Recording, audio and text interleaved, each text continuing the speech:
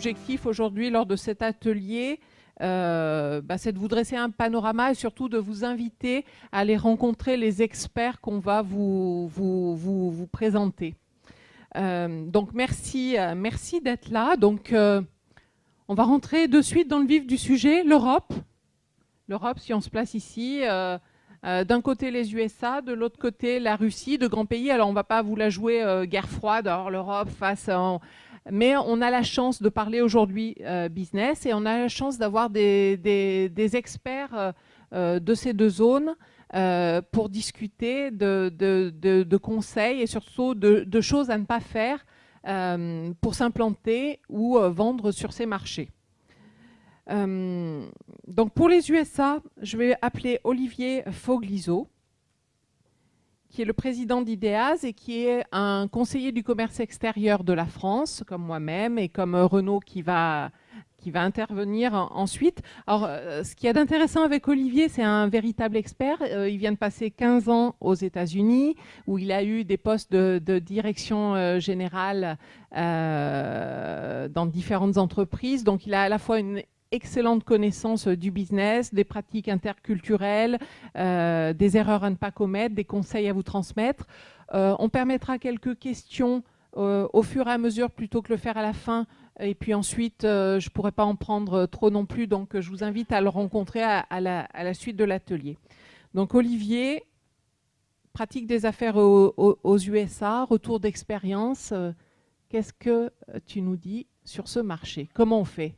Donc, je m'appelle Olivier Foglizot, je suis président de IDEAS, qui est une petite boîte de consulting en développement international et en organisation. Je suis aussi CCEF et comme le disait Céline, j'ai passé 15 ans cette fois-ci aux États-Unis, à New York.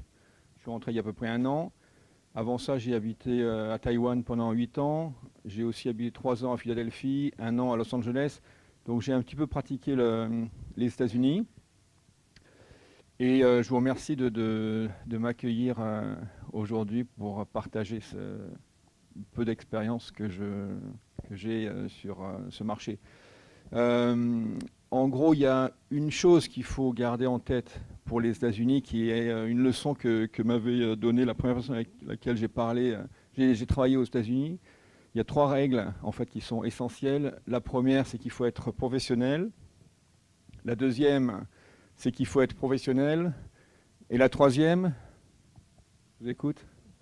C'est bien, vous suivez. Voilà. Donc ça, c'est très important. Et toute la démarche que vous pouvez avoir avec les États-Unis doit tourner autour de ça. C'est essentiel. Il faut être crédible vis-à-vis des interlocuteurs américains. C'est vraiment c'est critique.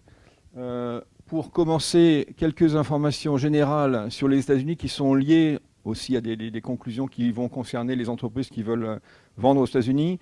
La première, c'est que les États-Unis sont un des plus gros marchés au monde, notamment du fait de la taille de sa classe moyenne avec 330 millions de consommateurs. Et cette situation fait que le marché est très très concurrentiel.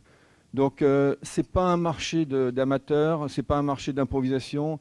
Ça revient à ce que je disais tout à l'heure concernant le professionnalisme. C'est très important de se préparer correctement, de ne pas y aller à la légère, vraiment d'être prêt à assurer, d'être prêt à être en concurrence avec beaucoup d'entreprises à la fois qui viennent de France, mais aussi qui viennent de partout dans le monde. Donc ça, c'est essentiel et voilà, c'est très important.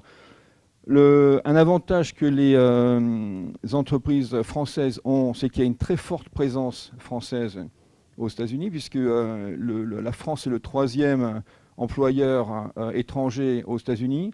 Et vous pouvez vous appuyer, alors je sais qu'on dit que les Français se soutiennent pas tellement à l'international, mais vous pouvez quand même vous appuyer sur tout un réseau d'associations, de clubs. Moi, je faisais partie à New York, je faisais partie de 2-3 clubs qui étaient notamment les CCE, mais aussi il y a un club qui s'appelle le Club 600. Enfin, il y a des tas de clubs qui permettent aux Français qui veulent vendre aux États-Unis de se rapprocher de Français qui connaissent le marché. Et c'est vraiment une chance inouïe. Et le troisième point, c'est que les Américains aiment les produits français en général. Ils sont avides des produits français. Donc c'est aussi une chance. Alors mon background, Céline ne l'a pas dit et je ne l'ai pas dit non plus, Mon background, il est plutôt dans les biens de consommation. Donc, c'est à partir de cet angle que je vous parle. Si c'est des biens qui sont autres que les biens de consommation, je vais peut-être dire des bêtises, mais enfin, je vais essayer, dans le domaine des biens de consommation, de ne pas en dire trop. Et voilà, il y a un intérêt pour les produits français. Et d'ailleurs, il y a un excédent en termes de balance commerciale entre les États-Unis et la France. Il y a un excédent de 6 milliards de dollars ou de 6 milliards d'euros.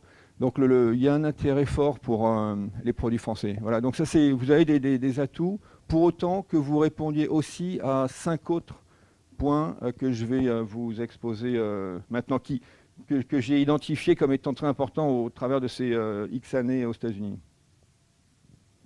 Donc le premier point qui est essentiel, c'est la nécessité d'avoir des ressources financières et matérielles dans votre entreprise qui vous permettent d'assurer un projet à moyen et long terme. C'est-à-dire que vendre aux États-Unis, c'est pas on part aux États-Unis, on trouve des acheteurs, on vend, on livre et on revient. Il y a tout un travail de préparation à faire. Le cycle entre l'analyse du marché, la chance de pouvoir présenter les produits à des clients, à des acheteurs, le temps d'avoir des commandes, d'envoyer les échantillons, d'avoir des commandes, de livrer et d'être payé, éventuellement d'échouer, de recommencer.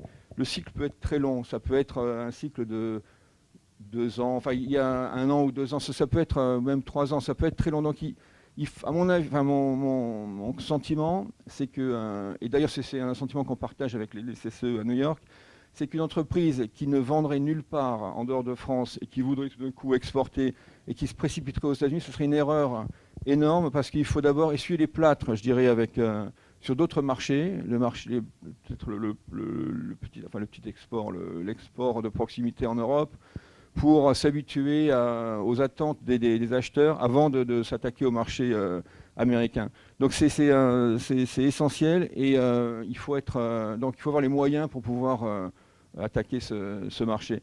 Le deuxième point, c'est que sans éléments différenciateurs, ce n'est pas la peine d'aller aux États-Unis.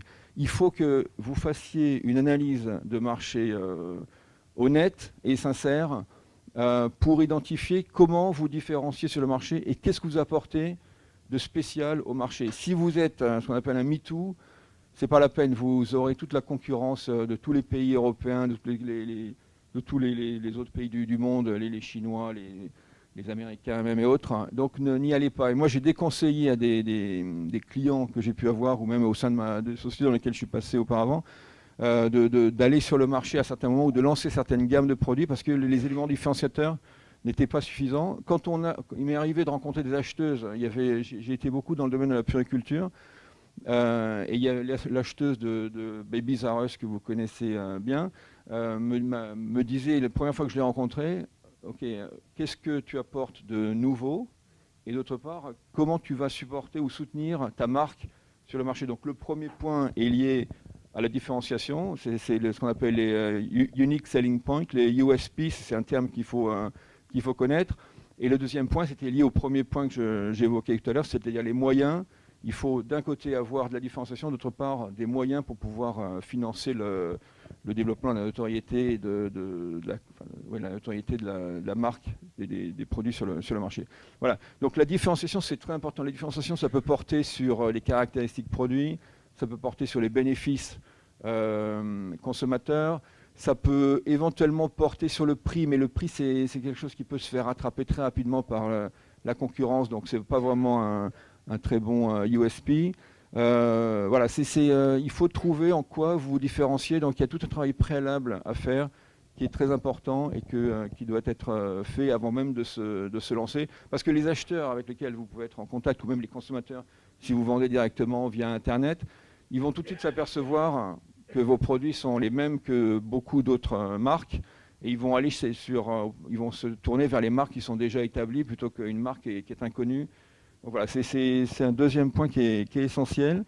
Ensuite, Olivier, du coup, ça me permet juste de rebondir sur ce que tu dis qui est très important. C'est du coup, c'est un marché qui va faire grandir les exportateurs parce que cette notion de dire oui, quels sont mes éléments différenciateurs, c'est une vraie réflexion stratégique. Et cette question, il ne faut pas se la poser que pour ce marché américain. Mais sur ce marché américain, si on ne se l'est pas posé, on sait qu'on va se planter. Ouais. Mais du coup, ça permet voilà, d'avoir cette réflexion et c'est un marché qui va vous faire grandir. Le marché américain, si vous arrivez à vous sûr. implanter. Tu confirmes? Ah oui, absolument. Enfin, ceci dit, les éléments différenciateurs d'un pays ne sont pas forcément les mêmes éléments différenciateurs qu'un autre pays, parce que la demande de la consommation est différente par grande région. Donc, c'est vrai sur le principe, stratégiquement. Dans la réalité, les caractéristiques, enfin, les demandes et les habitudes de consommation locales sont différentes voilà, d'un continent à l'autre. Donc, mais bien sûr, c'est tout à fait, absolument, ma chère Céline. Le troisième point qui est très important, c'est le professionnalisme. Et les Américains ont, mais ça je pense que c'est rabattu, ont un petit peu l'impression que les Français pêchent par amateurisme dans leur approche générale du business. Et moi, il m'est arrivé d'être très très embarrassé quand j'ai amené des clients chez des acheteurs parce qu'ils n'avaient pas préparé leur connaissance du marché était limitée. Donc j'essayais avant de leur donner ce qu'il fallait pour qu'ils aient du contenu dans ce qu'ils racontaient. Mais il n'y avait pas de... Par exemple, les PowerPoints sont très importants. Il faut préparer, il faut arriver avec un PowerPoint préparé, avec tout ce dont je vous parlais tout à l'heure, quels sont vos USP, etc., pour vraiment montrer que vous avez préparé votre approche du marché et que vous pouvez répondre à toutes les questions, essayer de répondre à toutes les questions qui vous sont posées. Il faut essayer d'anticiper les questions que les acheteurs vont vous poser ou que les consommateurs vont vous poser. Il faut gérer, par exemple, il ne faut pas simplement aller voir un acheteur en lui disant voilà, on a tel produit, est-ce que ça vous intéresse? Il faut s'assurer que la logistique derrière suit. Il faut que vous assuriez au niveau de la capacité de production de votre entreprise. Il va falloir sans doute que vous adaptiez vos produits aux demandes locales. J'ai un exemple, on dit toujours que les Allemands sont excellents à l'exportation. Moi, j'ai travaillé pendant 8 ans avec une société allemande qui s'appelle NUC, une marque de puriculture aussi. Et quand on est arrivé sur le marché, les emballages de la société, des produits NUC, qui sont des produits de très haute qualité, n'étaient pas satisfaisants. Donc même une société allemande qui a comme réputation de vendre à l'exportation n'était pas prête pour le marché américain. Donc on a dû repartir, recommencer, retravailler les emballages. Ça portait notamment sur la taille des caractères, parce que les Américains, ils aiment pouvoir scanner les rayons des magasins ou même les sites et avoir en 2 secondes toutes les informations nécessaires concernant les produits, et notamment la connaissance de ces USP, alors que les Européens vont avoir tendance à mettre une laundry list de caractéristiques et de bénéfices qui ne correspondent pas aux attentes des Américains. Donc voilà, il y aura forcément des adaptations à faire. Et c'est pour ça qu'il faut anticiper tout ça, à la fois dans le budget, mais aussi dans les discussions que vous pourrez avoir avec les acheteurs. Et donc c'est pour ça que je disais, il faut faire ce qu'on dit et dire ce qu'on fait. Si vous avez des problèmes pour livrer, si vous avez des problèmes logistiques ou autres, il vaut mieux dire à vos interlocuteurs américains tout de suite que vous avez ces problèmes-là, plutôt que d'espérer que les problèmes disparaissent d'eux-mêmes, parce que les problèmes disparaîtront sans doute pas d'eux-mêmes, et vous aurez l'air bête, et vous perdrez de la crédibilité au moment où les acheteurs, vos interlocuteurs, vos clients se rendront compte de cette situation. Donc il faut être transparent. C'est très simple comme relation, il faut être transparent. Il faut être aussi clair que possible dans l'approche de ce marché, je dirais. Je vais passer au 5e point, puis je reviendrai sur le 4e. Le 5e point concernant le prix de détail. Aux États-Unis, on part du prix de détail. C'est-à-dire qu'il y a une telle concurrence qu'on est obligé de partir de ce qu'on appelle le Suggested Retail Price, le SRP, qui est le prix auquel la concurrence vend ses produits. On peut décider de positionner plus haut ou plus bas, mais c'est la base de référence.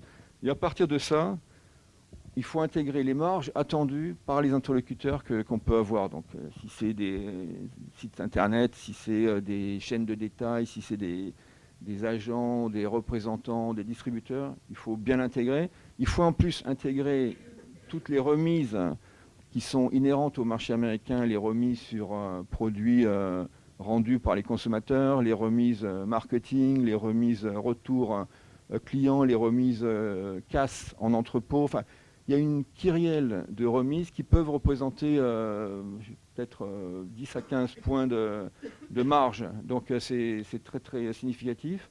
Ensuite, il faut que vous intégriez aussi vos coûts, évidemment. Et puis ensuite, vous avez votre marge. Et là, pareil, même chose que pour les USP, si vous ne passez pas en prix, n'y allez pas. J'ai eu un client qui avait un produit qui avait certaines USP, mais dont les coûts étaient trop élevés pour être crédibles sur le marché. Leurs produits n'étaient pas suffisamment originaux pour qu'ils puissent se permettre de vendre 20% au-dessus du marché. Et donc, je leur ai déconseillé d'y aller. D'ailleurs, ils ont suivi mon conseil et je pense que c'était une bonne chose. Donc, il y a vraiment des règles élémentaires. Et je sais que la tendance, il y a beaucoup de sociétés françaises en particulier qui voient les États-Unis comme un Eldorado, comme une fin en soi. Mais c'est une fin en soi qui peut coûter très très cher.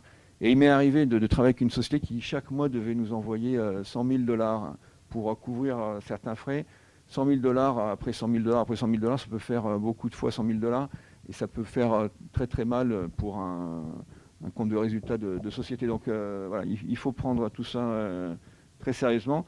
Et le dernier point qui, à mon avis, est essentiel aussi, c'est que dans les clients que j'ai pu avoir, j'ai un certain nombre de sociétés qui ont fait travailler pour se lancer aux États-Unis leur partenaire de golf ou l'assistante de la boîte de marketing ou de relations publiques avec laquelle ils avaient bossé, qu'ils avaient trouvé sympathique.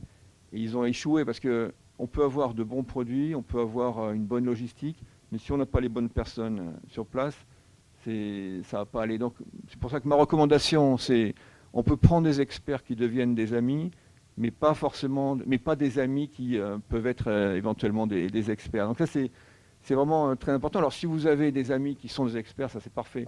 Mais voilà, c'est ce que je voulais partager avec vous aujourd'hui. Voilà. Merci beaucoup.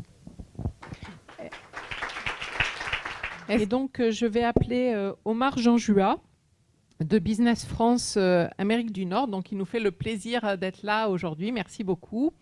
Donc Olivier l'a très bien expliqué. Investir pour s'implanter sur le marché américain, ça coûte cher. Se planter, ça coûte 10 fois plus cher. Donc comment faire pour minimiser, on va dire, le risque, sachant que un chef d'entreprise, il est là pour prendre bien évidemment des risques, mais les minimiser, c'est aussi son rôle. Alors, bonjour à tous. Donc, Omar Jean-Joua de Business France Amérique du Nord. Alors, une excellente question. Et je vais commencer, et vous me pardonnerez, donc j'ai tout repris en anglais, parce que c'est la langue du pays. Les risques, il y en a plusieurs. Et je rejoins Olivier complètement en fait, dans sa réflexion. C'est que c'est un marché cher, c'est un marché mature, et c'est un marché qu'il faut bien préparer à l'avance. Et ça, c'est valable pas que pour les États-Unis, mais de manière globale pour l'Amérique du Nord, incluant également le Canada.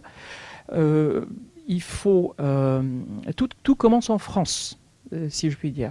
Votre histoire commence en France et si vous avez préparé ces points avant votre départ, là, je peux vous dire, vous avez au moins réussi 50% de votre démarche, en fait, de votre implantation, de l'export ou de votre accès sur le marché nord-américain. Comme je dis en haut, preparation is the key to success. Donc, une bonne préparation en amont, c'est incontournable. Je vais commencer par une première question que je pose à beaucoup d'entreprises qui viennent nous voir en fait chez Business France. Quelle est votre motivation ? Vous allez investir beaucoup d'argent, vous allez investir du temps, vous allez investir des ressources, mais en termes de motivation, en termes d'investissement personnel, qu'est-ce que vous cherchez ? Quels sont vos objectifs ? Quelles sont vos ambitions pour vous développer sur le marché ? Donc les réponses sont très très variées, mais parfois il y a des sociétés qui arrivent sur place sur le marché et qui nous posent encore la question, mais qu'est-ce que je devrais faire en arrivant sur place ? Cette question, il faut se la poser avant de partir. Il faut être sûr de ce qu'on cherche, il faut être vraiment sûr des cibles, il faut être sûr de son objectif, avant même d'entreprendre toute démarche en fait, dans la direction de l'Amérique du Nord.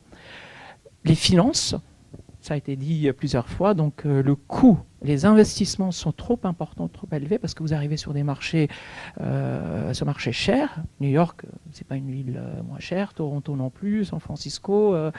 Bien sûr, bien évidemment, en fait, il y a des variations en fonction du prix et d'investissement, mais il faut être sûr de sa capacité financière avant de s'engager dans cette démarche. Les gens avec lesquels vous travaillez, comme disait Olivier tout à l'heure, vous travaillez avec qui? Est-ce que vous avez des amis qui travaillent avec vous? Vous travaillez avec des experts? Vous avez engagé un responsable à l'export? Vous travaillez sur l'Allemagne et en même temps vous travaillez sur les États-Unis, vous travaillez sur l'Afrique?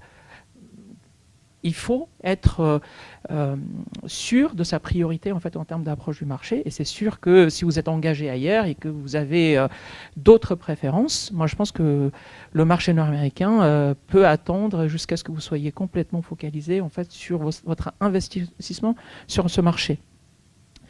Il y a un point important que j'ai ajouté en fait dans ma présentation, parce que j'entends beaucoup en ce moment en fait des mots qui sont très à la tendance en ce moment en fait de pitching, apprendre à pitcher, apprendre à convaincre, elevator pitch, en fait tout ça. Tout ça, je regroupe dans la partie soft skills, parce qu'il y a une chose dans les affaires, et là je vois il y a de la difficulté parfois pour nos entrepreneurs qui se rendent aux États-Unis, c'est sur le plan de la communication. Souvent, en fait, je viens du monde de tech, donc on parle beaucoup en fait, de jeunes sociétés, des startups qui viennent faire des elevator pitch pour présenter leur discours commercial, les présentations devant des investisseurs, des VC, des partenaires ou des acheteurs potentiels. Et là où elles ont parfois de la difficulté, c'est à convaincre, à faire passer le message, parce que parfois c'est trop technique. Parfois, il y a moins d'éléments business, ou parfois, il y a un écart entre le langage et le message commercial qu'elles essaient de passer. Donc, moi, ma recommandation, c'est un investissement, mais je recommande vraiment aux entreprises de se préparer les soft skills avant de partir. Et ce n'est pas que le côté pitch, c'est le langage. Si c'est un langage technique, il faut parler le langage de l'interlocuteur.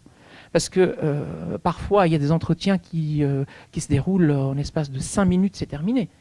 Vous avez un rendez-vous avec un grand groupe à Chicago, par exemple, un industriel qui s'intéresse à vos produits, il vous donne 10 minutes. Eh bien, dans 10 minutes, vous avez, c'est le temps qu'il vous faut pour convaincre votre interlocuteur pourquoi ce rendez-vous devrait se transformer en un deuxième rendez-vous, un troisième, prototypage, et ensuite vers la signature d'un devis à la fin. Donc, investir dans les soft skills, investir dans sa capacité personnelle pour parler le langage en fait, sur l'interlocuteur, ça, c'est vraiment un conseil, une recommandation que je vous donne. Ensuite, sur le market entry strategy, alors tout le monde fait des business plans, bien sûr. En fait, un business plan, ça fait partie de la vie en fait, d'un entrepreneur. Mais est-ce que vous avez véritablement travaillé sur une stratégie pour le marché nord-américain? Quelle est votre destination? Moi, j'entends parfois des sociétés, par exemple, qui sont de biens de consommation, qui me disent on aimerait bien s'installer à Chicago, par exemple. Et je me demande pourquoi. Pas qu'il n'y a pas un marché à Chicago, mais il y a un marché biens de consommation qui se trouve peut-être ailleurs, où il y a plus de potentiel que Chicago, qui est plutôt une ville connue pour l'automobile, l'industrie dans le Midwest. Donc, il faut déterminer où se trouvent ces clients. Il faut connaître, il faut essayer de comprendre les clients, ses cibles, parce que, comme encore, je me réfère à la présentation d'Olivier, c'est qu'il n'y a pas que la France qui approche le marché nord-américain. Il y a aussi les Allemands, il y a aussi des Indiens, il y a aussi des Chinois, le monde entier vient.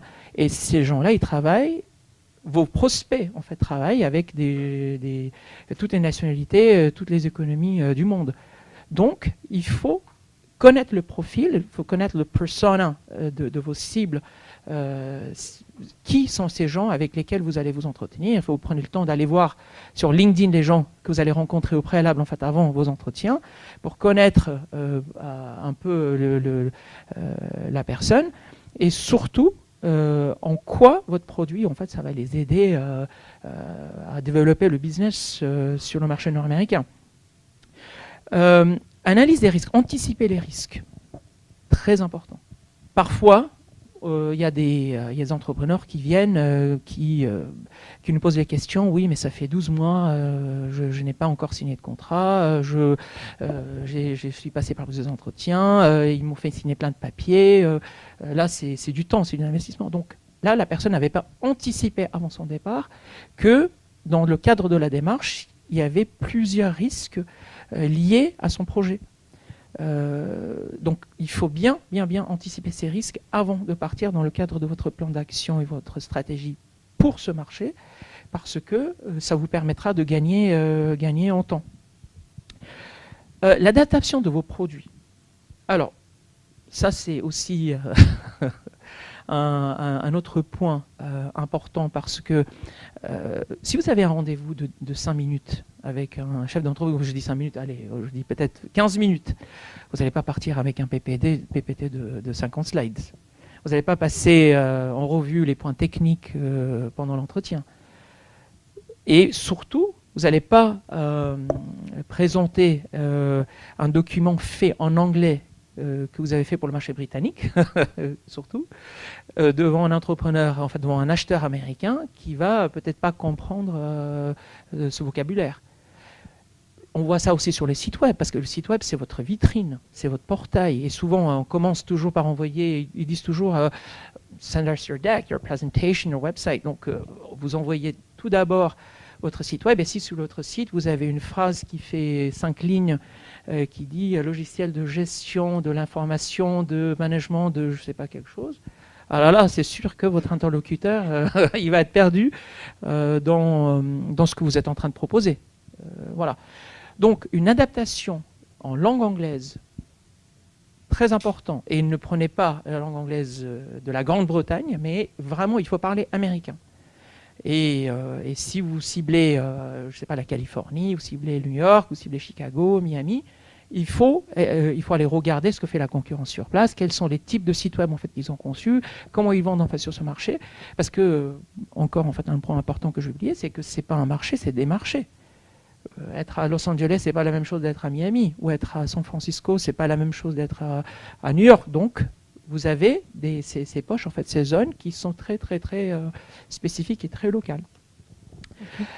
Ensuite, produits. Ça, c'est vraiment un dernier point. Et puis, encore, je rejoins de ce que disait Olivier. Le produit est très important. Unique selling points, en fait, en quoi votre produit est différent. Votre interlocuteur peut très bien dire, parce que c'est très direct les entretiens, ils peuvent dire eh bien moi je m'approvisionne, j'achète ce produit chez les Allemands, ça me convient bien, j'ai un bon prix, voilà. Pourquoi dois-je changer ce fournisseur, en fait, le fournisseur pour aller chez vous? Donc il faut, avant même, en fait, dans le cadre de votre préparation, il faut regarder le product market fit. La concurrence, c'est très important.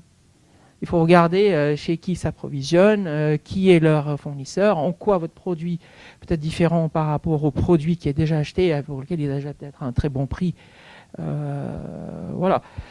Voilà, competitive advantage, c'est effectivement le unique selling point, c'est en quoi il peut utiliser votre produit pour faire plus d'argent pour son entreprise. Le potentiel du produit. Alors, en termes de potentiel, bien sûr, le marché américain, il y a du potentiel partout. Mais il y a des zones qui sont, par exemple, pour les produits de biens de consommation. New York, ça reste de loin, en termes de potentiel, le plus grand bassin pour les sociétés. En fait, si vous êtes dans le secteur industriel, vous êtes plutôt dans le Midwest. Si vous êtes dans les tech, vous êtes dans la Silicon Valley. Après, il faut vraiment regarder le produit et matcher le potentiel du produit avec la zone que vous ciblez dans le cadre de votre implantation en vente ou dans le cadre de la recherche de distributeurs. Référence, dernier point, très important. Si vous arrivez sur place, vous leur dites j'ai vendu en Allemagne à telle compagnie, en Angleterre à telle compagnie, en Italie à telle compagnie, je suis le meilleur sur le marché. Ça n'aura aucun impact sur la prise de décision en fait, de votre acheteur potentiel ou de votre partenaire. Si vous avez une référence locale, il faut le mettre en avant. Toute référence américaine locale est très appréciée. Et en général, des sociétés qui ont fait des affaires, qui ont déjà vendu des produits à d'autres sociétés américaines ou ailleurs en Amérique du Nord, ça peut être un très très bon, une très bonne introduction pour se présenter aux autres acheteurs, aux autres prospects potentiels. Voilà, donc moi je conclus avec la seule phrase, c'est encore « Preparation is the key to success ». Il faut préparez-vous bien avant de partir vers ces marchés-là parce que ça coûte, c'est cher et ça prend du temps. Voilà. Merci beaucoup. Alors, d'autant plus que je ne l'ai pas dit en avant-propos, mais les échanges franco-américains sont très importants de part et d'autre des États-Unis, puisque les États-Unis sont les premiers investisseurs en France, et c'est à peu près de chaque côté 1 million d'emplois. Voilà, qui correspondent aux Américains qui sont présents sur la France et aux Français qui sont présents sur les États-Unis. Donc, c'est effectivement très important. Alors, il y a une seconde étape. Il y a déjà de trouver son marché, de le définir. Les Américains, on l'a bien compris, à travers vos 2 témoignages, sont les rois du marketing. Donc, pas d'improvisation. C'est une maladie mortelle pour aborder ce marché. Ces marchés, je rappelle, c'est dit dans le titre, c'est les États-Unis d'Amérique. Donc, chaque État peut être traité comme un marché en soi. Donc, après avoir trouvé peut-être sur place des débouchés, vous pouvez avoir envie de vous implanter. Donc, il y a combien d'entreprises implantées françaises sur les États-Unis ? Je pense il y en a plusieurs. En fait, il y a quelques milliers d'entreprises. En fait, je n'ai pas le chiffre exact, mais je pense qu'il y a plus de 2000 Moi, j'ai essayé de trouver les chiffres des entreprises de la région sud et je n'ai pas trouvé le chiffre. Alors, le chiffre, si vous cherchez, il y a juste pour votre information, il y a un rapport, une cartographie qui vient juste de sortir, qui est proposée par le service économique de l'ambassade de France à Washington, qui présente une cartographie des implantations françaises et des investissements français dans tous les États américains. C'est disponible sur le site frenchtreasuryintheus.org. Et ça vous montre un peu la présence française dans tous les États américains, dans les 50 États sur le continent. Mais je pense qu'on doit être autour de 2000, entre 2000, 2200, 2300 sociétés en fait, qui sont peut-être implantées sur le territoire. Si vous me permettez, est-ce que je peux juste expliquer en fait, un peu ce que c'est. En fait, comme je vous disais, je viens de Business France. Nous avons une présence, comme vous voyez, en fait, continentale sur 10 sites en Amérique du Nord, entre le Canada et les États-Unis. C'est une seule équipe, donc nous travaillons très cross-border, nord-sud, en proposant aux entreprises que nous accompagnons des solutions, des accompagnements des 2 côtés de la frontière. Pour les sociétés, parce qu'on parle aujourd'hui des sociétés qui s'accélèrent sur des marchés, qui souhaitent se développer, nous avons dans les secteurs de pointe, très technologiques, des programmes spéciaux qui sont des programmes d'accélération, bien sûr sur la base d'une sélection au préalable, des programmes où nous accompagnons les entreprises pour accélérer leur présence sur le marché nord-américain. Je tiens par exemple à souligner le programme Impact USA, qui est un programme d'immersion dans la Silicon Valley qui se déroule pendant 10 semaines, où les entrepreneurs sont vraiment immergés dans l'écosystème avec une préparation et une transmission d'informations vraiment sur l'écosystème local, la manière de travailler avec les Américains et vraiment le côté coaching de l'entreprise, mais sur le terrain. Et ça se passe aussi dans d'autres secteurs. Par exemple, dans le secteur agroalimentaire, nous avons le programme AgriNest, où nous accompagnons des sociétés de technologie qui sont sur le segment agrotech en France. Et ces programmes sont montés en collaboration avec des partenaires américains. Et souvent, il y a des universités, il y a des centres de recherche, il y a des laboratoires, il y a des partenaires américains qui sont fortement impliqués dans la préparation. Nous avons également le French Tech Tour. Il y a aussi le Smart Factory Tour qui se focalise sur l'industrie 4.0. Pour les entreprises qui se développent sur le marché nord-américain. CARE aussi dans le secteur médical, Med Startup qui se déroule à New York, où nous avons des sociétés dans le secteur des biotechnologies qui sont retenues. Et ça se monte avec la Fondation Galien de New York, où il y a un prix qui est décerné donc à la fin de chaque concours. Et tous ces programmes spéciaux sont à votre disposition si jamais vous souhaitez accélérer votre présence. Mais, je vous le signale, c'est sous condition de l'acceptation du dossier, parce que comme je vous dis, ce marché est très très compétitif et puis Exigeant. exigeant. Voilà. Merci beaucoup. Donc Charlotte Labatte pour parler de réussir son implantation aux USA. Donc 4 points clés, je crois que vous avez définis donc très rapidement pour s'implanter. Bonjour, Charlotte Labatte, cabinet IMS, International Management Solutions. On est un cabinet d'expertise comptable américain, implanté à Chicago depuis 20 ans. On aide essentiellement les sociétés françaises, aussi européennes, Benelux et UK, mais principalement françaises, à s'implanter aux États-Unis, à réussir leur implantation au niveau comptable, fiscal et aussi au niveau des ressources humaines.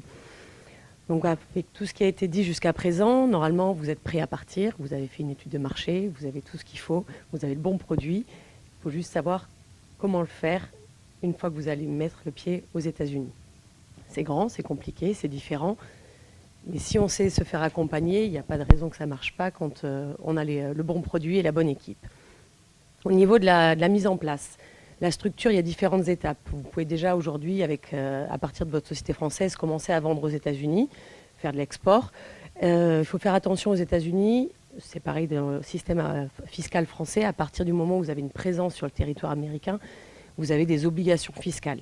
Donc souvent, si vous commencez à avoir du stock sur place, des personnes qui font du service, on conseille la mise en place d'une filiale américaine.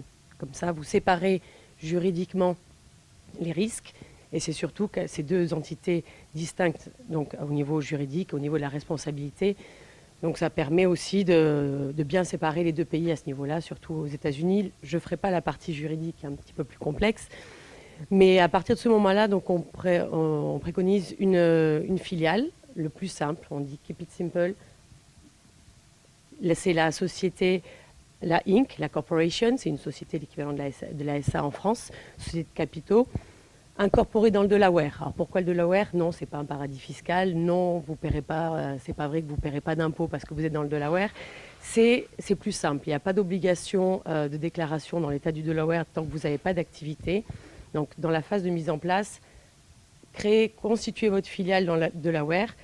Après, à partir du moment où vous allez vous installer dans un autre État, en Illinois, à New York ou en Californie, vous devrez faire des enregistrements. Mais sachez que l'état d'incorporation que vous allez choisir, vous ne pourrez pas le modifier. Donc c'est-à-dire que si vous choisissez de vous incorporer à New York, à vie, la société devra déclarer des impôts, et c'est tous ces formalismes à New York. Dans le Delaware, si vous n'avez pas d'activité, il n'y a aucune déclaration à faire.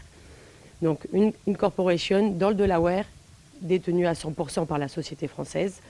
Donc le plus simple, après vous pouvez avoir des partenariats américains, mais si aujourd'hui vous démarrez, c'est une filiale de votre société française ou enfin, européenne, c'est la structure la plus simple à mettre en place. À ce niveau-là, après, donc, vous allez avoir peut-être des bureaux, des implantations, il y aura des enregistrements à faire, on ne va pas rentrer trop dans le détail aujourd'hui. Il faut bien penser qu'il y a une double fiscalité aux États-Unis, fédérale, et il y a 52 États, c'est 52 réglementations différentes. Donc, on va avoir un bureau en Illinois, on va avoir des salariés à New York ou en Californie pour couvrir les différents pays. Vous allez être confrontés à toutes ces fiscalités-là. On y reviendra un petit peu plus tard. Après, il y a le modèle. Quel modèle choisir? Suivant l'activité que vous allez avoir sur place aux États-Unis, est-ce que vous allez choisir que votre filiale soit un distributeur ou un agent commercial? Distributeur, c'est-à-dire que la société française va vendre ses produits à la filiale américaine et elle va les revendre directement à son client américain sur place. Vous avez la possibilité aussi de faire un modèle d'agent. La France continue à vendre en direct à ses clients américains. Elle a un bureau avec des commerciaux ou des ingénieurs sur place qui apportent le service. C'est souvent une demande de vos clients américains quand ils travaillent déjà avec vous depuis la France, d'avoir un service sur place, la proximité, la réactivité. Donc vous avez ces deux modèles qui existent, qui peuvent être complémentaires aussi. C'est important de les mettre en place, notamment après dans la notion de prix de transfert, comment on va travailler, comment on va vendre, à quel prix on va vendre à sa société, à sa filiale, et comment on va essayer de gagner de l'argent sur ce marché américain. Donc à partir du moment où vous allez vendre aux États-Unis, que vous soyez juste en exportation ou avec une filiale, vous avez dû entendre, si vous êtes intéressé au marché américain, la nouvelle réglementation qui est sortie sur la loi Wayfair, où maintenant toutes les ventes, notamment les ventes faites par Internet, même si vous n'avez pas de présence sur le territoire américain, vont être taxées. Donc la sales tax, l'équivalent entre guillemets, pour faire simple, de la TVA, c'est l'utilisateur final du produit qui la paye aux États-Unis. C'est une taxe sur les ventes. Jusqu'à présent, tant que vous n'aviez pas de bureau, de personnes sur place, d'entrepôt ou d'inventaire, vous n'aviez pas cette présence, donc ce qu'on appelle un nexus. Donc vous ne payez pas cette taxe quand vous vendiez à New York et que vous n'aviez pas de bureau à New York, vous ne payez pas la sales tax de New York. Aujourd'hui, c'est en train de se mettre en place. Les 52 États sont en train de sortir leur propre réglementation. À partir d'un certain volume d'activité, un certain volume de vente, vous allez devoir payer cette taxe. Donc attention, vous n'êtes pas encore avec une filiale, vous vendez aujourd'hui depuis la France. Jusqu'à présent, vous n'êtes pas soucié de cette taxe. Si vous vendez à un client à New York depuis la France, avec un chiffre d'affaires important, vous allez devoir payer cette taxe dans les mois à venir, où certains États ont fait des règles rétroactives. Donc 52 États, 52 réglementations particulières. Les experts comptables sont là pour vous aider, les fiscalistes, les avocats, mais faites attention, les choses sont en train de changer, donc il faut se faire accompagner. Donc on a vu au niveau des taxes, donc il y a la sales tax et l'income tax. L'income tax, normalement, c'est l'équivalent de l'impôt sur le revenu en France. Vous le payez quand vous avez une structure sur place au niveau fédéral.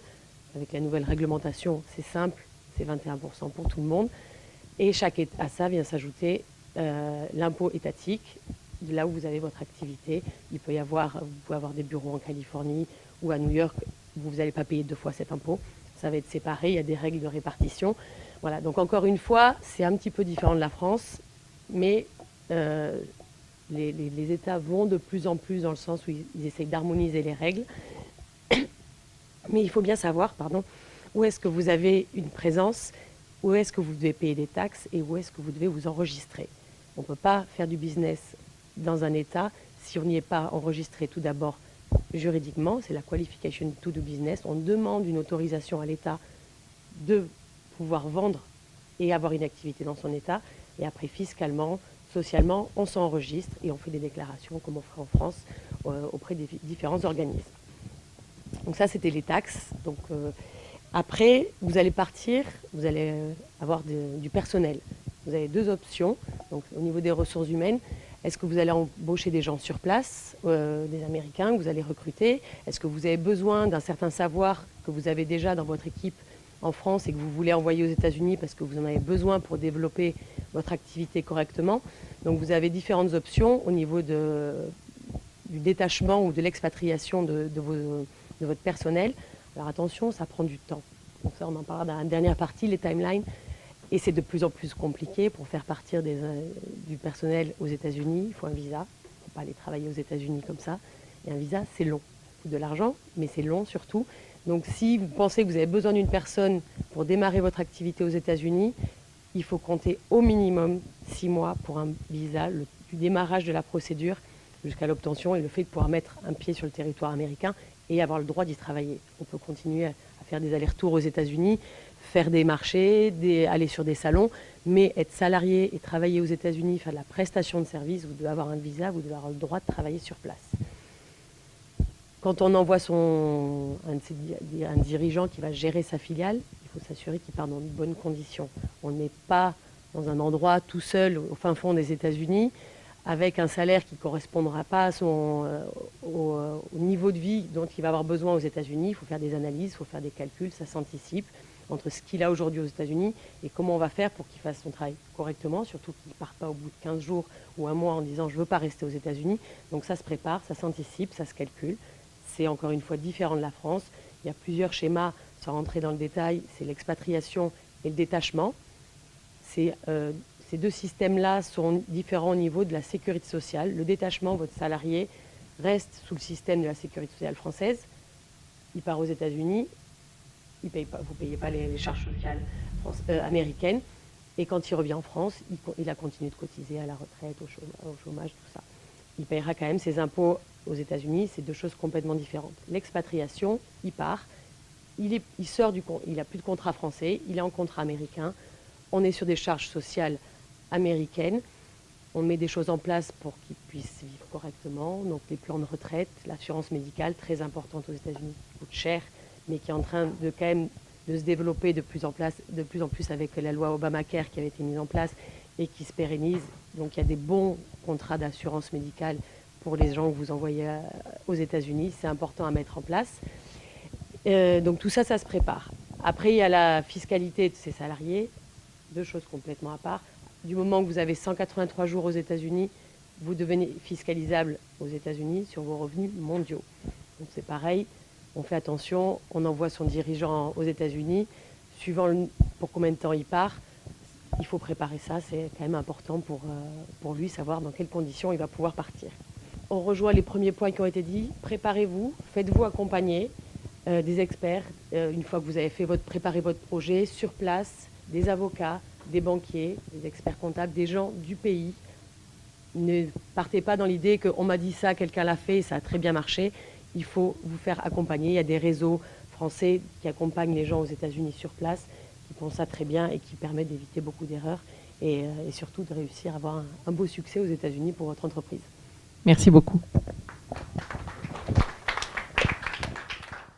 Voilà, je pense qu'aujourd'hui, vous êtes mieux armés pour aborder ce marché qui, dans la dernière étude de CCI International sur la région, l'attente des entreprises, elle est sur la prospection de nouveaux marchés. Et le marché américain, c'est à peu près 25% des entreprises de la région qui veulent exporter et qui cherchent des clients sur la zone USA. Donc c'est très important. C'est la deuxième zone après tous les pays de la zone euro. Alors après, on ne peut pas parler des USA sans parler de l'autre côté de la Russie, qui est une zone où la France a à peu près plus de 1000 entreprises qui sont implantées, avec certainement une connaissance moins fine de cette zone. Donc on a la chance aujourd'hui d'accueillir Géraldine Lamblay, qui est la déléguée générale du MEDEF International, et qui est une russophone et russophile avertie. Et on va lui demander, s'il vous plaît, Géraldine, un peu de nous analyser et de nous parler des enjeux du contexte géopolitique et notamment des sanctions et comment faire malgré tout ce contexte, comment faire pour que les entreprises de la région sud arrivent à se positionner sur ce marché russe.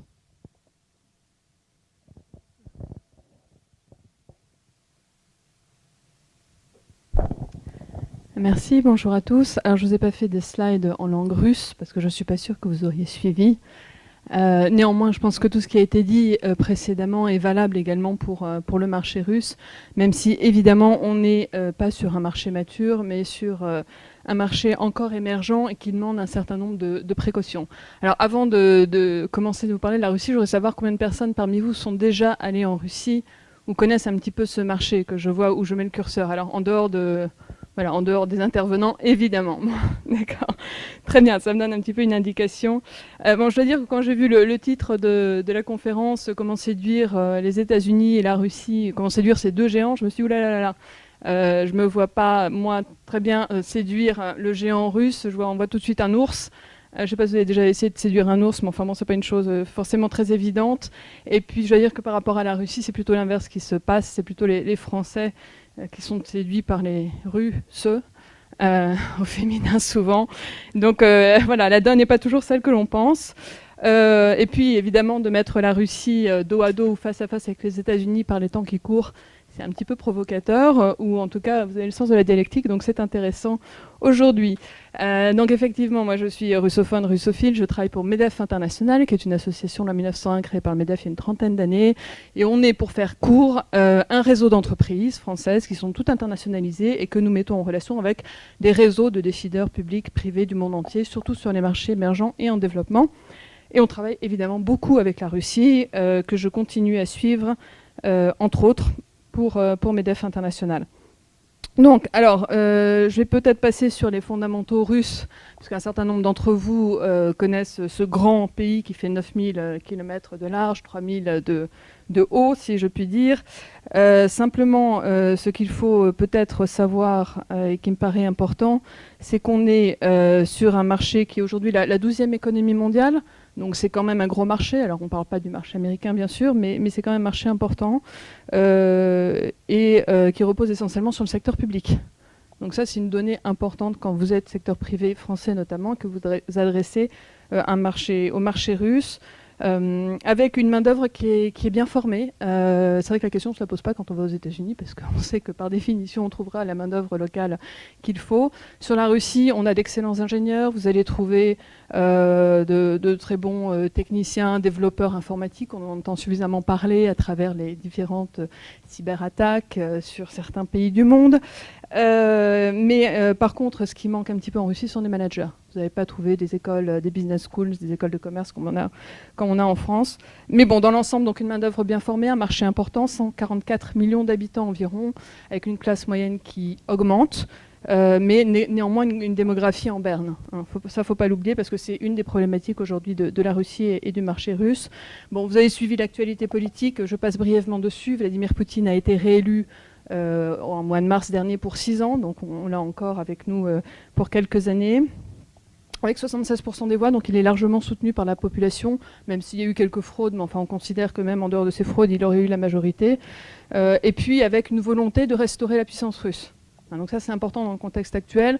Vous avez lu dans la presse sûrement les démonstrations qui ont eu lieu dans l'extrême-orient, qui s'appelle Vostok 2018, avec 300 000 soldats, enfin des tanks. Voilà, tout ça s'est bien passé dans le monde, ils n'ont pas omis d'en parler. Mais c'est important parce que c'est aussi adjoindre la Chine. C'est aujourd'hui dans le rapport aux États-Unis et dans le rapport aux sanctions américaines sur lesquelles je vais revenir, une façon de vouloir quand même affirmer la puissance russe, en tout cas à un niveau peut-être pas aussi important que celui que Vladimir Poutine voudrait, mais quand même de réaffirmer cette puissance russe.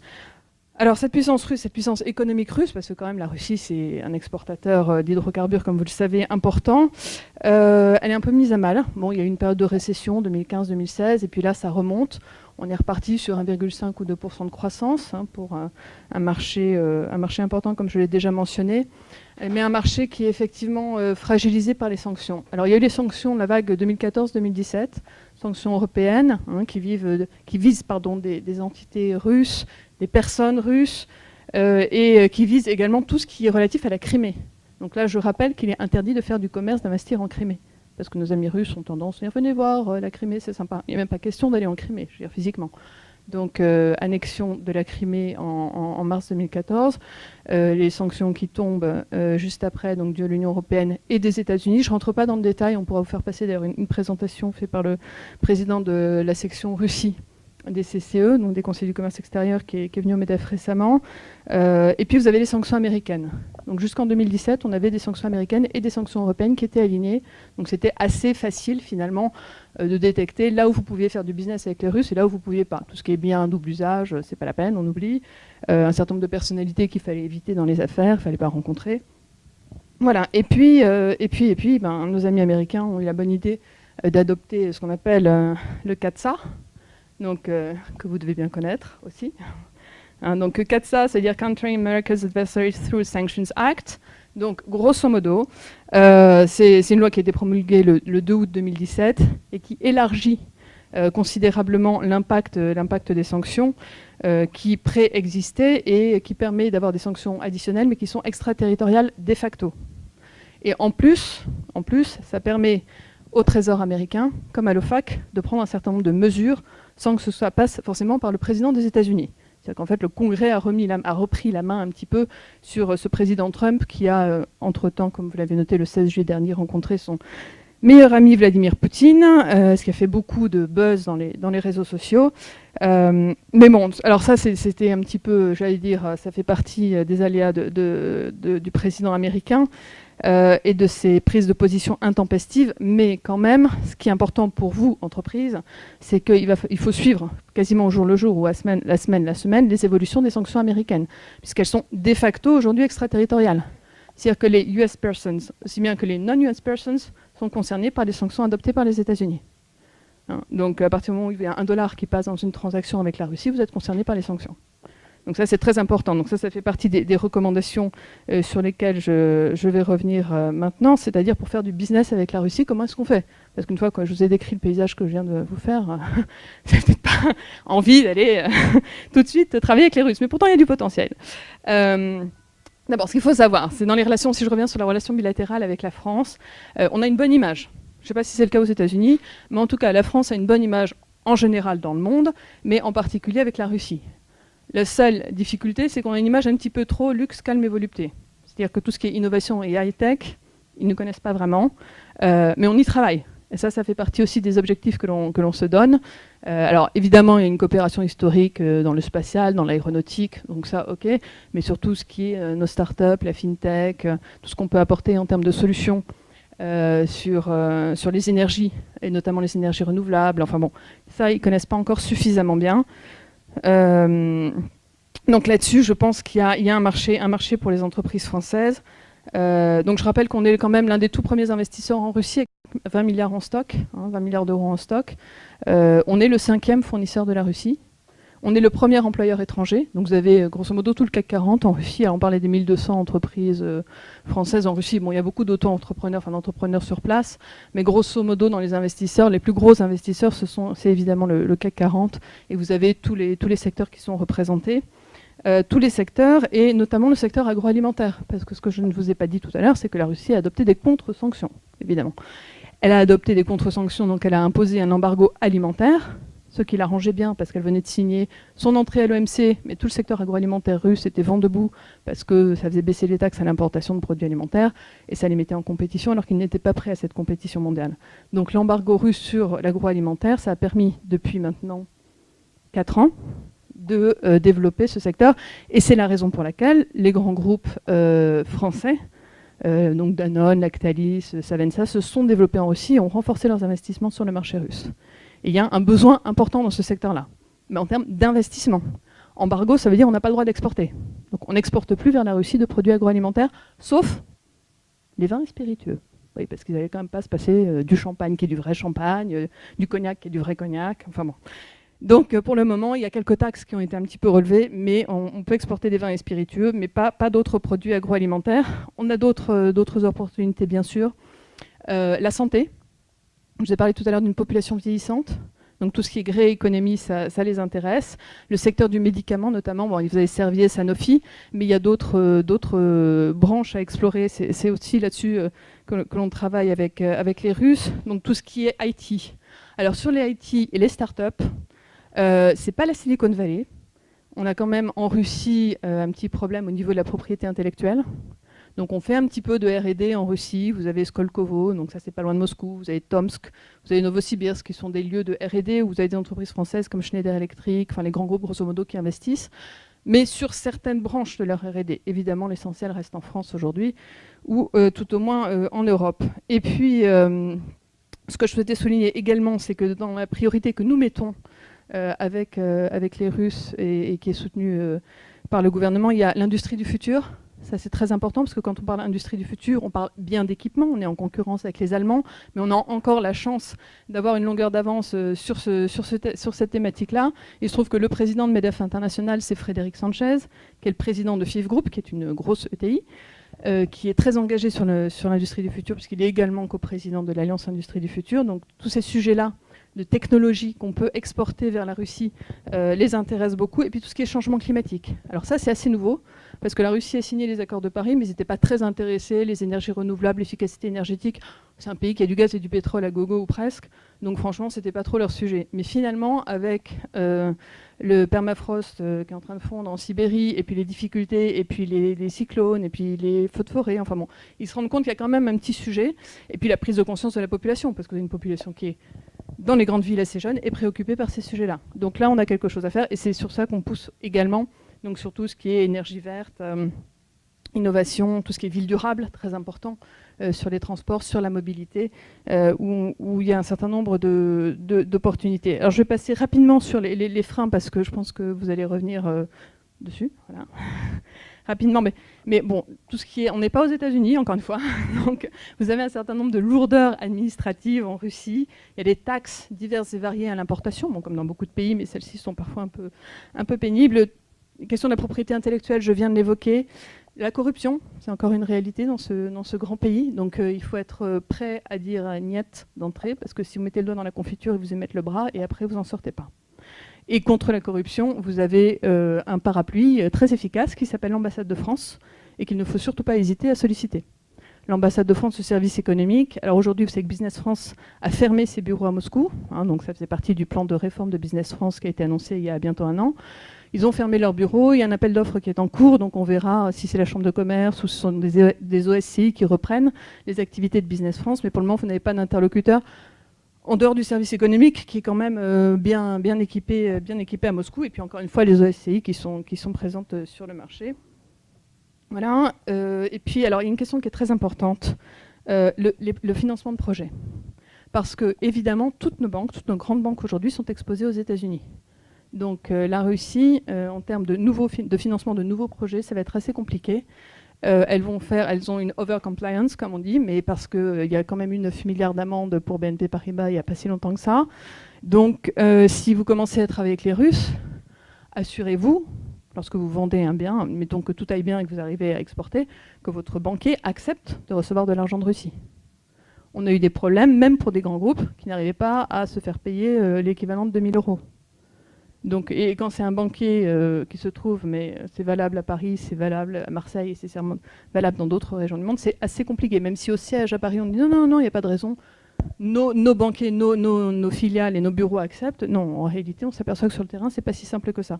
Aujourd'hui, moi je ne fais pas de publicité pour quelque banque que ce soit, mais je sais que les entreprises françaises qui continuent à faire du commerce avec la Russie travaillent avec des banques soit allemandes, alors pas la Deutsche Bank, mais soit allemandes, soit italiennes, soit belges. Parce qu'elles sont plus ouvertes, elles sont moins contraintes que nos grandes banques françaises. Très important, quand vous faites, j'ai presque fini, mais lorsque vous faites du business avec la Russie, il va falloir checker, double-checker, triple-checker votre interlocuteur. Ce que vous disiez tout à l'heure, je ne sais plus, c'est sympa de faire du business avec un ami qui peut être éventuellement un expert, mais c'est mieux de faire avec un expert qui devient éventuellement un ami. Les Russes sont très friendly, je veux dire, c'est très sympa, vous buvez un verre de vodka, 2 verres de vodka. Je parle surtout pour la gente masculine, parce que finalement, nous les femmes, on s'en sort plutôt bien. On peut ne pas boire d'alcool. Mais avec les Russes, ça peut aller vite, il faut faire attention. Ils sont très sympathiques, mais derrière les affaires, c'est loin d'être aussi simple. Donc il faut faire attention à qui vous avez affaire, surtout dans le cadre des sanctions. Puisque maintenant, vous avez la SDN, donc la liste des personnes non grata avec lesquelles il ne faut surtout pas faire de business. Il faut faire vraiment très attention à ça. Et puis, ne pas mettre tous les œufs dans le même panier, ça c'est une évidence. On avait quand même, avant les sanctions, des entreprises qui faisaient 80% de leur chiffre d'affaires avec la Russie. Donc il y en a un certain nombre qui ont mis la clé sous la porte au moment où les sanctions sont tombées, parce qu'en plus, elles étaient sur des biens à double usage. Donc ça, on l'a vu aussi. Important. Et puis alors, dernier conseil, c'est de travailler, il vous faut quelqu'un de russophone. On n'aborde pas le marché russe sans avoir une personne russophone. Ça peut être un VIE, et là vous pouvez appuyer sur les services de Business France. C'est très efficace, il y a plein de jeunes français ou russes ou de la région. Alors quand vous embauchez sur la Russie, faites attention aux personnes que vous embauchez, parce qu'il faut que les susceptibilités nationales de l'ex-espace soviétique soient bien compatibles. Donc là, il y a quelques subtilités à maîtriser, mais grosso modo, prenez un français russophone et ça fera très bien l'affaire. Et puis appuyé par l'expertise du siège. Ça me paraît très important. Et puis alors, dernier conseil, en fait, la façon la plus sûre d'aller en Russie, c'est d'y aller avec un grand compte. Donc votre client c'est Auchan, votre client c'est Leroy Merlin, votre client c'est Decathlon, vous fabriquez pour eux. Éventuellement vous allez même pouvoir investir en Russie dans une usine de fabrication. J'ai un exemple en tête assez précis d'une petite usine de la région de Marseille qui fabrique de la peinture pour Leroy Merlin et qui s'est installée en Russie, qui a construit une usine, puis qui en a fait une deuxième, mais parce que son client c'est Leroy Merlin. Donc derrière elle est sûre d'être payée à la fin du mois, d'avoir un business plan sur quelques années, et donc ces investissements sont garantis en termes de retour. Donc ça, c'est la façon la plus sécure pour vous d'aller sur le marché russe. Et puis je voulais simplement vous dire, si vous voulez avoir un petit aperçu de ce que c'est que la Russie, il y aura à la fin du mois d'octobre, le 25 et le 26 octobre à Vérone, le forum, alors ça s'appelle le forum de l'Union économique eurasiatique.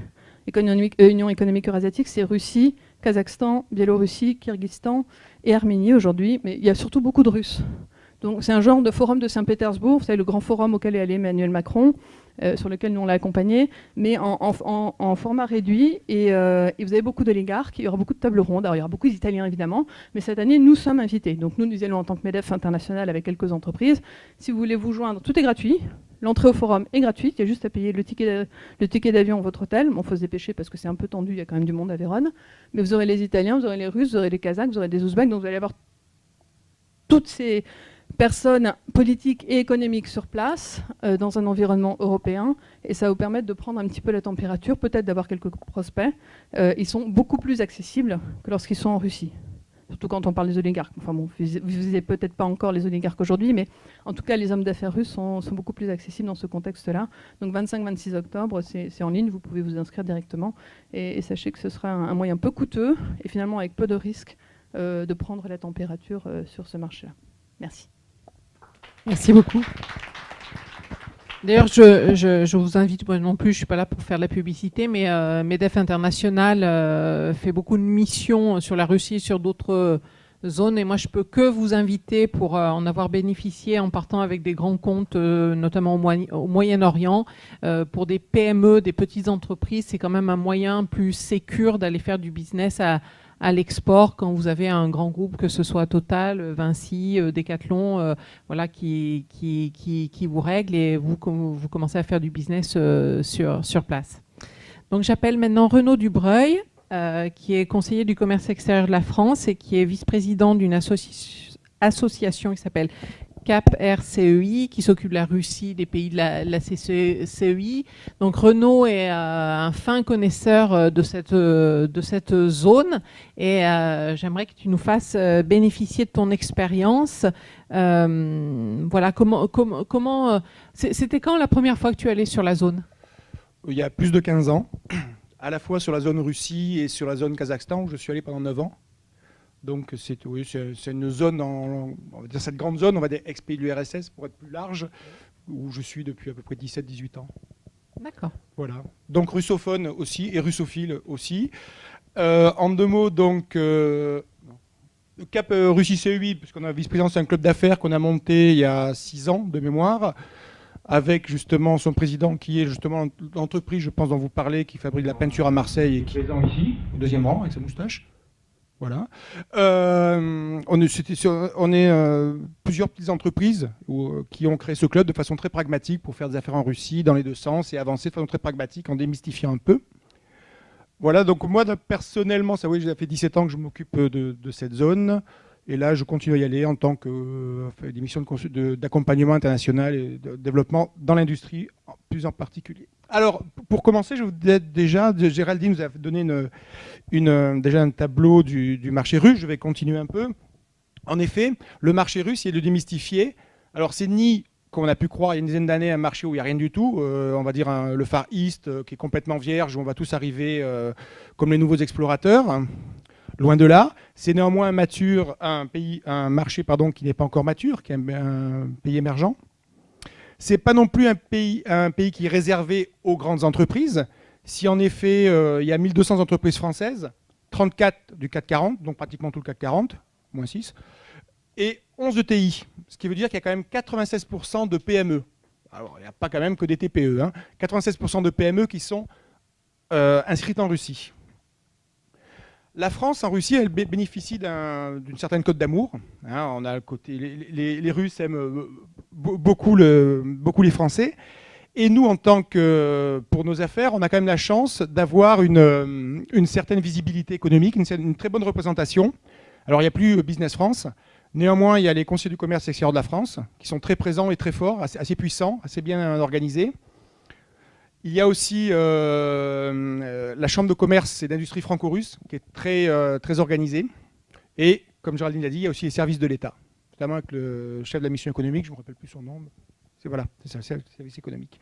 Et aussi, on a la chance d'avoir une Madame l'ambassadeur, je ne veux pas qu'on l'appelle Madame l'ambassadrice, qui est très innovante et qui est très aidante en termes économiques. Alors, on a parlé des sanctions et des contre-sanctions. Ce qu'il faut voir, ce n'est pas un épiphénomène, ce n'est pas quelque chose qui va changer, mais ça a changé d'un point de vue structurel le marché russe. Donc, c'est quelque chose de durable. Donc, au niveau des... quelles sont les principales... ce qui va nous toucher, c'est qu'il y a une grosse ouverture à la concurrence en provenance d'Asie, outre les manœuvres Vostok, mais au niveau des produits d'Asie, les produits chinois, à partir du moment où certains domaines, on a des sanctions, les Russes sont tournés et les Chinois ont pénétré le marché russe. Il y a aussi une concurrence russe, une concurrence interne, avec la volonté de produire sur place pour... se substituer à certaines importations qu'on ne pouvait pas faire. Donc, et aussi une volonté politique de peut-être se dégager de ces grosses entités industrielles, les Ross quelque chose. Pour vous donner un exemple, une usine d'hélicoptères, ils vont aussi fabriquer le boulon d'huître. Donc c'est vraiment intégré de A à Z.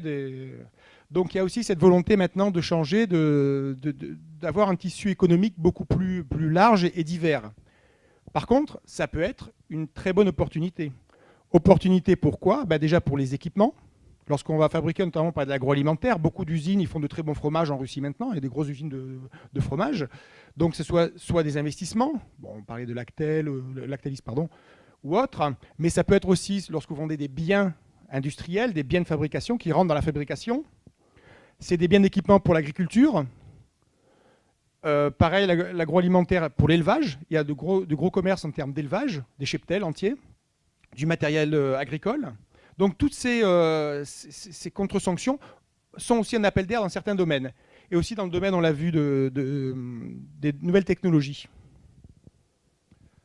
Enfin, et avant de passer au slide suivant, juste une chose, le droit russe a énormément évolué sous l'impulsion de Dimitri Medvedev. Et c'est un droit qui est très proche du droit français, du droit continental, de façon générale. Et là, il va se rapprocher du droit américain, avec une importance énorme, une très grande liberté contractuelle. Ce qui veut dire que lorsque vous allez faire des affaires en Russie, investissement ou des contrats, le contrat sera très très important. On ne fait pas ça en se tapant dans la main ou en écrivant de mails, ou comme j'ai vu certaines sociétés qui en traduisant un contrat pseudo-contrat français par Google. Donc déjà, les traductions, elles sont souvent fausses. Et en plus, d'un point de vue légal, c'est complètement... Enfin, c'est un écueil, c'est lamentable. Bon, elle a continué. Donc, c'est très, très grande importance. D'autant plus aussi, ce qui est là un peu problématique, c'est les jugements français ne sont pas reconnus en Russie. Donc, si vous avez par exemple droit commercial un tribunal de commerce, on va dire à Marseille, son jugement ne sera pas reconnu en Russie. Donc, attention lorsque vous allez faire des contrats. Il y a des cabinets spécialisés, des cabinets franco-russes très spécialisés. Il y en a à Marseille, dont une de nos collègues qui est au club. Il y en a dont Géraldine parlait, notamment le cabinet Janté, le président des CCEF. Il y a de très gros cabinets spécialisés là-dessus. Mais c'est très important. C'est quelque chose que vous ne devez pas négliger, le droit. Ce n'est pas un pays de non-droit. Alors, quelques caractéristiques importantes sur le marché. La Russie, déjà, c'est un univers très complexe. Très complexe, ne serait-ce que par l'âme russe. Et d'autant plus, cette complexité est d'autant plus exacerbée que la Russie, c'est 87 sujets de la fédération. C'est pas, la Russie n'est pas une et indivisible. Peut-être, du moins dans les termes, mais au point de vue culturel, c'est très différent. Quand vous allez dans le sud de la Russie, en bordure du Kazakhstan, vous êtes plus proche au niveau de la mentalité de l'Asie centrale que de Mourmansk, même s'il y a des facteurs, il y a des dénominateurs communs. De façon générale, c'est vrai que tout est malléable, c'est complexe, donc il va falloir être très adaptable, ne pas arriver avec des idées préconçues et très rigides. Il faut être extrêmement réactif. Souvent, l'image qu'ont les Russes de la France, du français, je pense qu'elle est un peu partagée dans d'autres pays, c'est que les Français sont des gens extrêmement sympathiques, qui parlent beaucoup, qui veulent faire plein de choses, et qu'une fois qu'ils ont pris leur avion, ils disparaissent dans la nature. Ou se rappellent à leurs bons souvenirs 6 mois après. Non, les Russes demandent à être très très réactifs et c'est vraiment un facteur sur lequel ils s'attachent. Donc lorsque vous avez eu des rendez-vous, on vous demande des documents, envoyez-les le plus tôt possible. Faites un suivi, gardez-les sur le feu. N'attendez pas 6 mois votre prochain voyage éventuel. Alors, à contrario, et ça c'est une notion du temps différente, les Russes ont une notion du temps très différente. S'ils attendent de vous que vous soyez très réactif, en sens inverse, vous pouvez attendre pour avoir des réponses. C'est très très aléatoire. Ils la font, mais dans l'espace-temps, on va dire, est complètement différent. D'un côté, il faut qu'on soit réactif, et de l'autre côté, c'est les champions de la planification du temps de l'Union soviétique, mais c'est aussi les champions de ne pas suivre tout ce qui est planifié. N'arrivez pas en retard à un rendez-vous. Par contre, ils seront en retard régulièrement. Mais il ne faut pas que vous soyez en retard, vous. Donc, il y a cette dualité, une attente de réactivité, de précision, et de leur côté, un certain flou artistique.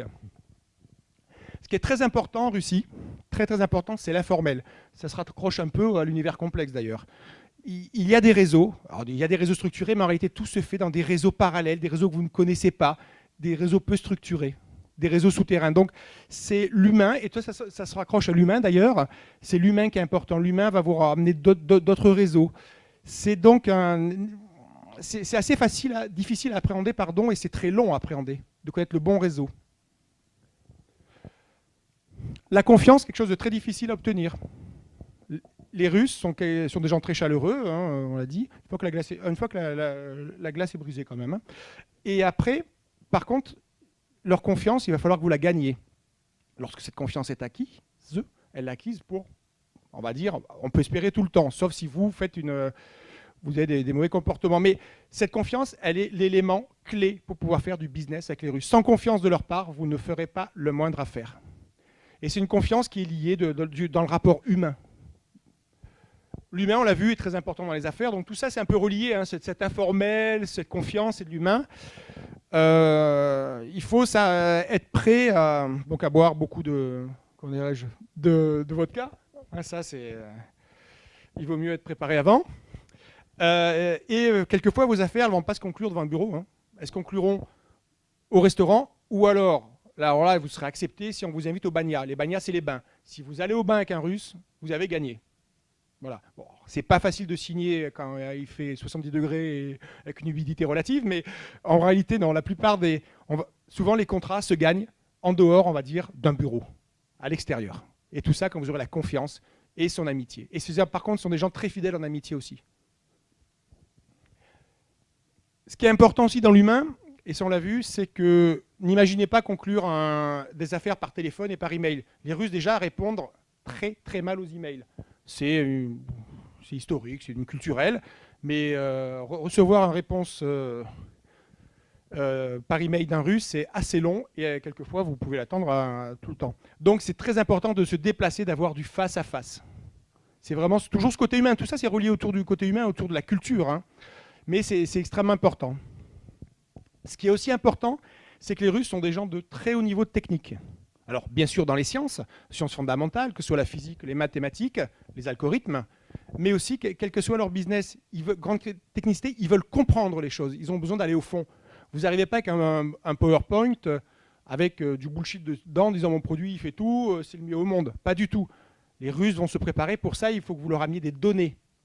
Ils ont une façon de raisonner qui, de par leurs études, lorsque vous avez présenté quelque chose, commencez par des données factuelles, des données chiffrées, pour lesquelles ils puissent avoir confiance. Et ensuite, vous allez vers la solution que vous amenez. En réalité, le process, c'est j'ai des données, je leur montre que le problème ou le marché que je justifie par des données peut être le leur, et après, je leur présente ma solution. Mais vous n'arrivez pas directement en disant ma solution, elle fait tout. Là, c'est tout faux. Et c'est vrai que ce sont des gens de très haut niveau. Par contre, ce sont des gens de haut niveau. Alors, je vais en parler, je ne l'ai pas marqué. Parce que disait Géraldine, il faut parler russe. Notamment dans certains domaines industriels, avec des ingénieurs au-dessus de 40 ans. Ils ne parlent pas l'anglais. Moi, il m'est arrivé au fin fond du Kazakhstan de faire du dimensionnement de filtres en russe. Bon, c'est des maths, alors ça peut aller. Les maths, c'est un peu un langage universel, mais c'est un peu compliqué quand même, quelquefois. Non, c'est très important d'avoir au moins quelqu'un de russophone et, si l'on peut, d'avoir un russe, parce qu'il y a quand même une mentalité, même si vous êtes russophone, même si vous parle russe, j'ai pas la mentalité russe. On la comprend, enfin, je sais pas Géraldine si vous partagez, mais c'est quand même une mentalité, mais ça peut être une deuxième étape. Mais déjà au minimum russophone. J'allais dire que les Russes aiment beaucoup la France. Je parle du domaine industriel, je suis plus du domaine industriel, mais ils achètent allemand. C'est un peu ce que l'on dit. Mais par contre, et Géraldine en a parlé tout à l'heure avec l'AIF, l'association d'industrie du futur, les Allemands jusqu'à présent avaient signé un gros, je donne un exemple pratique, avaient signé un accord avec la Russie pour tout ce qui était modernisation de l'industrie russe. L'industrie russe, elle est très lourde, elle n'est pas très moderne. Donc les Allemands avaient signé ce passage à l'industrie 4.0, mais uniquement d'un point de vue matériel. Donc ils leur refilaient du matériel, du logiciel, et bla. Et la France a su jouer. Il y a eu un accord qui a été signé sous l'impulsion du président Macron et Poutine et du MEDEF international de RSPP, qui est son équivalent, sur l'industrie du futur, où la France joue avec l'homme placé au centre de l'industrie. Donc on a, par rapport à ces Allemands, aux Allemands qui sont là depuis 2-3 ans, la France a réussi, avec cette industrie du futur, à se positionner. Donc c'est aussi important, les Allemands sont là, mais c'est vrai qu'on dit souvent, ouais, les Russes achètent allemand, quand ils veulent de la qualité. Quand ils veulent pas cher, c'est du chinois. Alors ce qui veut dire, et je vais au deuxième point, lorsque je vais attaquer le marché russe, comme les États-Unis, est-ce que je suis différenciant ? Je vous l'ai dit, le marché russe, c'est pas vierge de tout le monde. Il y a les Asiatiques, les Chinois, il y a beaucoup d'Européens, les Italiens, les Allemands, les Espagnols sont présents. Donc moi, alors par rapport notamment aux Allemands, qui est le plus gros concurrent, est-ce que j'aime quelque chose de différenciant ? J'ai la qualité, ils le savent, mais est-ce que j'aime un peu, ce qu'ils appellent un peu par la touche de génie français, le petit truc en plus.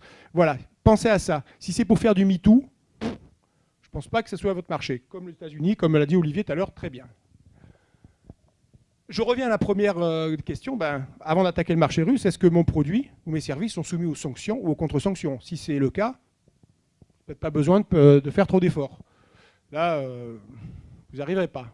Le deuxième point, on l'a vu, c'est un marché très très complexe, qui est très long, qui va nécessiter la langue russe, ce qui veut dire que tous vos documents doivent être en langue russe, y compris le site web. Bon, le site web, c'est peut-être un peu moins grave, mais tous les documents doivent être en langue russe. Il va vous falloir passer des certifications russes, le GOST R, ou GOST-K au Kazakhstan. Donc le GOST, tout ça, ça a des coûts. Ça a des coûts, donc c'est de l'argent, du temps. On l'a dit, la confiance est longue à avoir. Géraldine l'a dit, et je le répète aussi, trouver un interlocuteur qui soit fiable et solvable, et pas le copain du copain du copain qui connaît la secrétaire du directeur de Rose quelque chose. Là, vous allez perdre de l'argent, vous allez perdre du temps, et puis vous serez au même point dans 3 ans, toujours sur le bord de la route. Donc, c'est beaucoup de temps pour trouver l'interlocuteur, pour gagner la confiance. C'est des efforts, tout ça. Donc, c'est votre question, est-ce que je suis prêt, est-ce que j'ai les moyens pour investir ? Pas y aller à moitié, sinon là, c'est de l'argent perdu. Le 4e point peut vous paraître extrêmement superficiel, mais non, y compris dans l'industrie. Et tout à l'heure, Omar l'a dit, les Russes aussi. Alors les Russes, il faut savoir que c'est quand même une population de 143 ou 4 millions d'habitants, et 30% de la population commande sur Internet. C'est le 4e marché de e-business, vous allez voir pourquoi je vous dis ça, de e-business en Europe, derrière la Grande-Bretagne, la France, l'Allemagne. Donc c'est énorme. Donc 30 000. Ce qui veut dire que les Russes ont l'habitude d'Internet, et la première chose qu'ils vont voir lorsque vous les contactez, c'est votre site Internet. Moi, j'avais vu avec des boîtes, une boîte notamment dans le milieu industriel, où le site Internet, il était il était en anglais, mais déjà, même en français, on avait du mal à comprendre ce qu'il faisait. Et là, vous arrivez en Russie. Déjà, s'ils vous reçoivent, vous avez de la chance, parce que souvent, ils regardent le site Internet, ils disent « Bon, celui-là, je ne comprends pas » à d'autres. Et s'ils vous reçoivent, moi, c'était mon cas, vous repartez de loin derrière. Il faut ramer pour remonter Donc, le site Internet, même dans l'industrie, c'est une vitrine que les Russes regardent. La première chose qu'ils vont voir. Déjà, il y a un très bon site Internet en anglais. Après, s'il peut être en russe, c'est très bien. Mais ne le négligez pas, ça peut être un facteur éliminatoire dès le début. Ou alors un gros retard. Est-ce que mon interlocuteur est fiable et solvable ? Ça, on l'a vu. Et enfin, est-ce que j'ai un vrai contrat ? On l'a vu, l'importance du contrat, établi par des spécialistes. Elle n'est pas établie sur Google Trad ou je ne sais pas quoi. Donc c'est très très important pour la Russie. J'allais dire en forme de conclusion que la Russie, c'est un très gros marché, un très beau marché. Il y a encore de très belles choses, de très belles opportunités. On l'a vu dans différents domaines. Et c'est un marché où, si vous voyez plus loin, Géraldine en a parlé un peu, qui peut vous ouvrir l'Union eurasiatique, ces fameux 5 pays qui sont le Kazakhstan, qui est la deuxième économie la plus prospère dans la région. Le Kazakhstan est assis sur des mines d'uranium, dans lesquelles j'étais, d'uranium, beaucoup de pétrole. Et c'est un pays qui croît énormément, donc même pour tout ce qui est luxe, biens de consommation, art de vivre, vin, qui est en très très forte consommation avec du gros pouvoir d'achat. Donc c'est un pays par contre qui fait 9 fois la France en taille et qui n'a que 16 millions d'habitants, mais avec de très très gros moyens. Ça vous ouvre aussi d'autres pays comme l'Arménie. La Biélorussie, j'y étais en février, c'est vrai que la Biélorussie, il faut plutôt voir à 5 ans quand même. Mais pensez à ça, une fois que je suis en Russie, j'ai l'ouverture sur l'Union eurasiatique, avec des facilités douanières et autres. Mais c'est un marché, là aussi, il faut y aller de façon professionnelle, mais ne pas en avoir peur. Ok. Merci beaucoup, Renaud. Merci à tous. Alors, un point commun entre ces deux marchés, marché russe et marché américain, vous l'avez bien compris, c'est l'exigence qui est exigée qui est importante sur ces deux territoires. Donc l'exigence, je finirai juste sur une petite réflexion personnelle. C'est propre, on voit que nous, les Français, a priori, nous sommes appréciés partout, mais ce n'est pas à nous qu'on achète. Alors moi, je propose, il faudrait qu'ils nous aiment un peu moins et qu'on vende un peu plus. Voilà, si vous êtes prêts à relever ce challenge-là. Merci à vous.